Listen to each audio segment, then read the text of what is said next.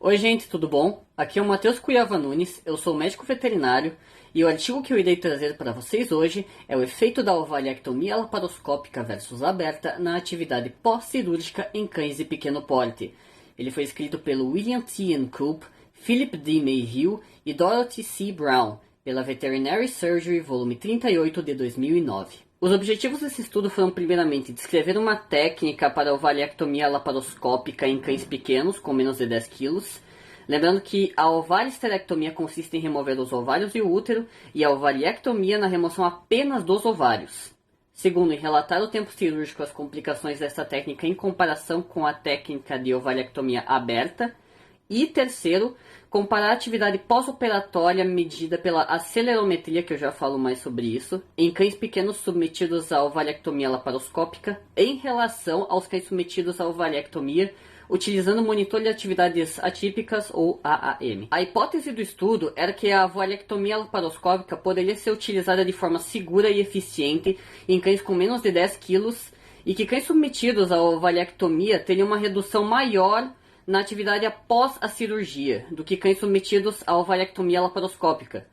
Os acelerômetros eles podem registrar continuamente a intensidade, frequência e duração do movimento por longos períodos de uma forma confiável, e que seriam como as funções que tem os smartwatches hoje em dia, que seria para medir a atividade física que você fez durante o dia por um período específico de tempo. No caso, eles utilizaram isso lá em 2009. E os animais utilizados nesse estudo foram cadelas inteiras adquiridas em um abrigo com menos de 10 quilos ao longo de 8 meses, mais ou menos.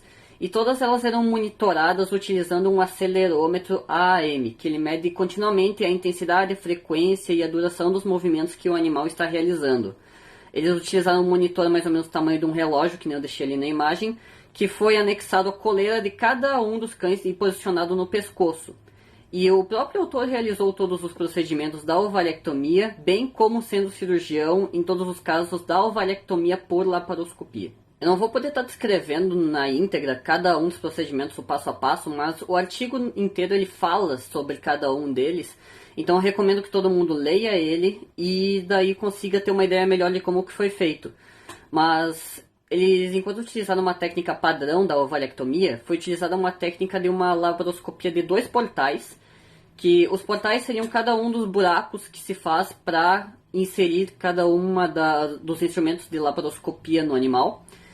E eles utilizaram 2 portais com a colocação de uma sutura transabdominal. E a sutura transabdominal ela deve ser colocada em um ponto para que permita que o ovário seja posicionado longe das estruturas vitais ou da parede corporal. Uma área de separação para permitir que o dispositivo de eletrocoagulação se conecte adequadamente ao mesovário, e ligamento suspensivo também é essencial para esses casos. Um portal de mais ou menos 3,5 milímetros foi utilizado com sucesso para o laparoscópio.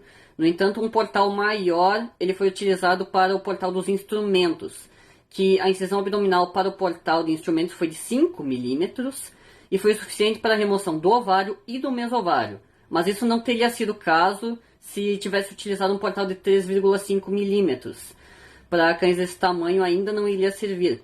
E a combinação de pequenas incisões e o uso de apenas 2 portais provavelmente contribuíram para o aumento das atividades físicas que os animais exerceram no pós-operatório no grupo da laparoscopia. Então, quando foi comparado com o grupo da ovalectomia, teve esse aumento significativo nas atividades no pós-operatório, que os cães da ovalectomia normal convencional ficaram mais, entre aspas, abatidos após o exame.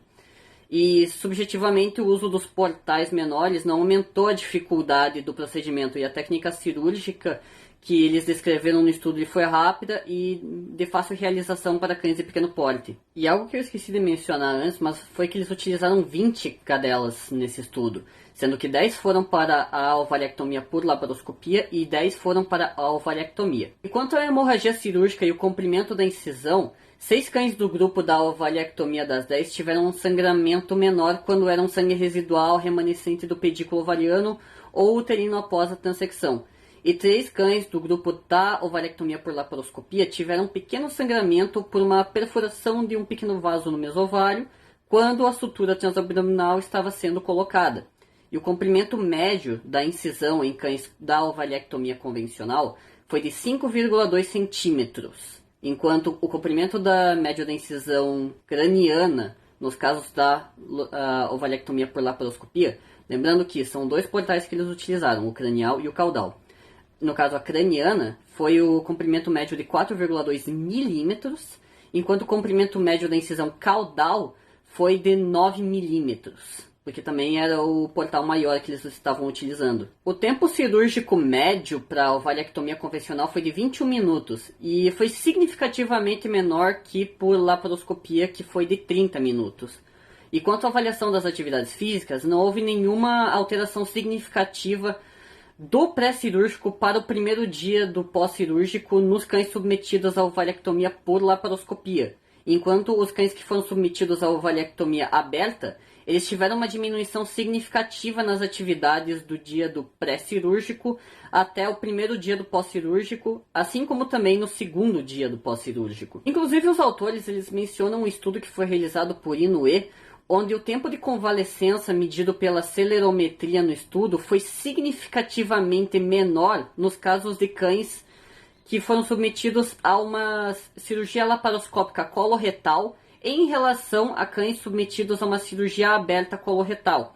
E uma correlação foi feita nesse estudo sugerindo que o procedimento laparoscópico ele é menos invasivo a esses pacientes e por isso eles tiveram uma recuperação mais rápida. Hoje em dia, inclusive, já tem alguns estudos mais recentes que mostram que realmente esse fato de não ter uma invasividade tão grande ao paciente tem um melhor pós-operatório a ele, dando mais conforto ao próprio.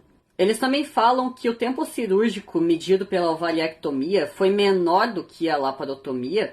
No entanto, o tempo cirúrgico médio da laparotomia ainda era de 30 minutos. E os cirurgiões eles realizaram a ovalectomia laparoscópica nesse estudo tiveram uma experiência prévia com os procedimentos laparoscópicos. Portanto, sendo mais rápidos nos procedimentos que os cirurgiões que possam ter menos experiência quanto a isso. Claro que as desvantagens potenciais relacionadas diretamente à laparoscopia, elas incluem o custo do equipamento, que ele é bem caro, principalmente aqui no Brasil. E também tem a curva de aprendizagem que ele é associado ao tempo de treinamento, pelos cirurgiões, pelos técnicos, bem como as possíveis complicações pós-operatórias que possam ocorrer em pessoas com menos experiências, como um enfisema subcutâneo, uma embolia do ar ou uma morte anestésica mesmo. E os autores também falam que o estudo teve algumas limitações, como por exemplo, eles poderiam ter utilizado o dispositivo LigaSure, que ele é esse dispositivo que eu estou mostrando ali na imagem, que ele é utilizado para cauterização de vasos que possam ter se rompido durante o procedimento. E ele foi utilizado durante os procedimentos da ovalectomia laparoscópica, mas eles poderiam também ter utilizado na ovalectomia convencional e não utilizaram. Além disso, um outro grupo controle de cães submetidos à insuflação abdominal simplesmente poderia ter permitido que eles tivessem uma melhor avaliação do papel da insuflação na atividade pós-operatória de um paciente, que para quem não sabe, nos procedimentos da laparoscopia, procedimentos por vídeo em geral, muitas vezes eles utilizam uma insuflação abdominal, que é para permitir uma melhor visualização das estruturas que estão sendo mostradas na imagem. Então, eles não avaliaram nesse estudo específico como que isso iria afetar os pacientes no pós-operatório, mas eu já vi alguns estudos recentes que falam que sim, tem uma certa interferência que o animal sente, mas eu não sei exatamente dizer quão comparada a uma cirurgia aberta.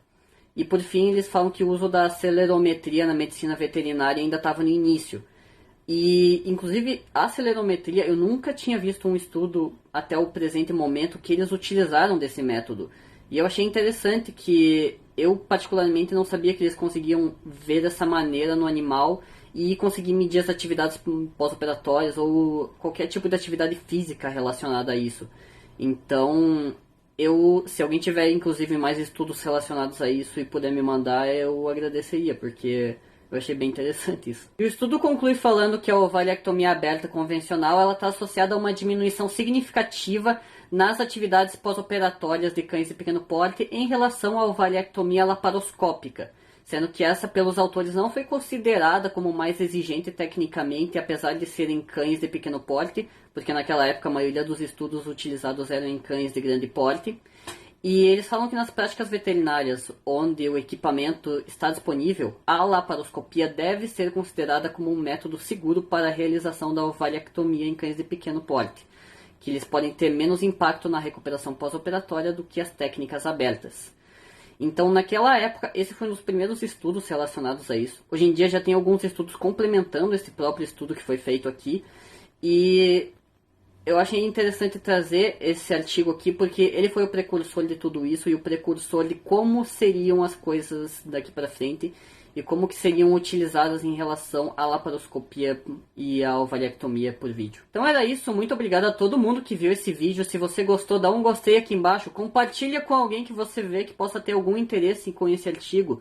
Ali embaixo também tem o link na descrição do artigo completo na íntegra, que eu recomendo todos sempre lerem.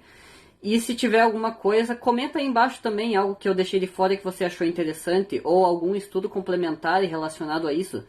Sugestões sempre são bem-vindas e qualquer coisa que vocês quiserem comentar também, sugestões, a caixa de mensagem está aberta e os comentários também. Então muito obrigado a todos que assistiram e até o próximo artigo. Tchau!